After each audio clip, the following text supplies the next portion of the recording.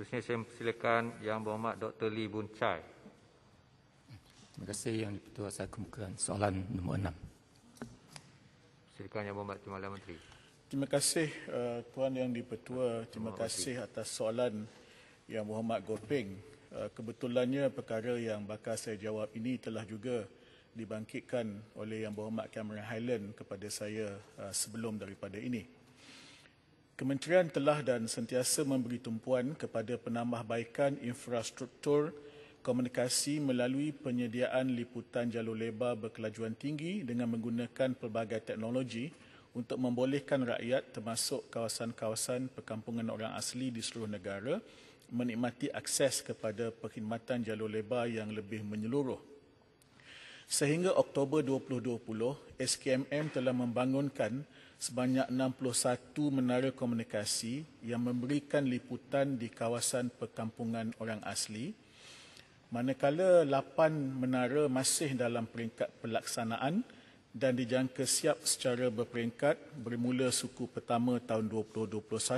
Daripada 8 ini termasuk 2 di Cameron Highland, iaitu di Pos Lemoy dan di Pos Kampung Telimau.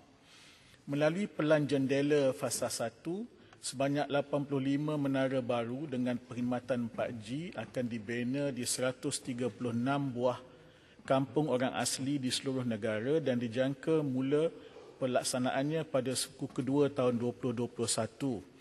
Daripada 85 ini, 11 berada di Cameron Highland, 38 di Negeri Pahang, 19 di Perak.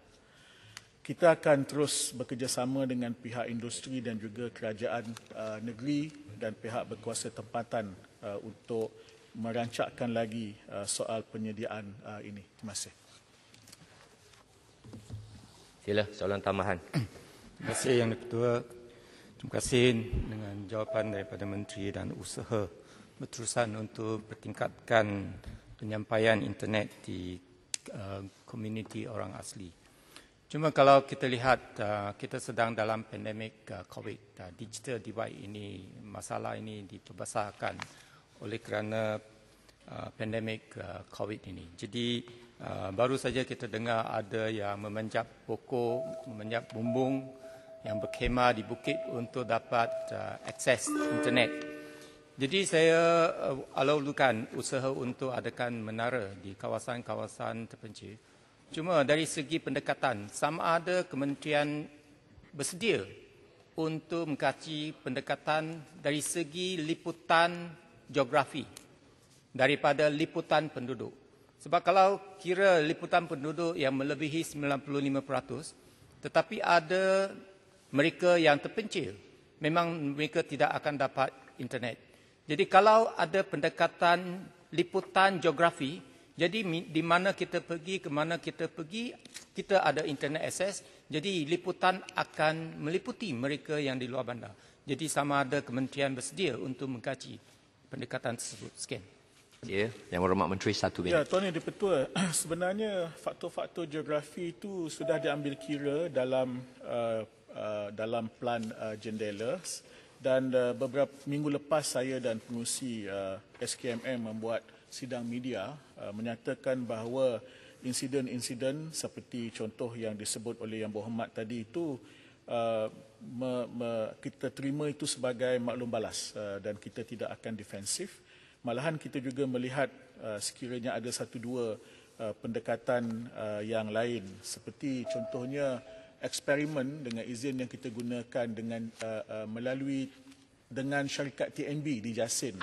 Dan satu dua teknologi yang juga perlu kita cari untuk mencari jalan itu. Cuma akhirnya Tuan Yang di-Pertua, sebab soalan tadi tentang orang asli, saya nak sebutkan juga bahawa antara yang kita sedang secara usahakan ialah melihat sejauh mana penggunaan dan keberkesanan pusat-pusat internet yang ada di kawasan orang asli. Dari 873 pusat internet di bawah SKMM, ni tak masuk yang lain-lain, ada 128 yang meliputi 181 komuniti orang asli yang sedang kita nilai untuk perbaiki dan sebagainya. Terima kasih.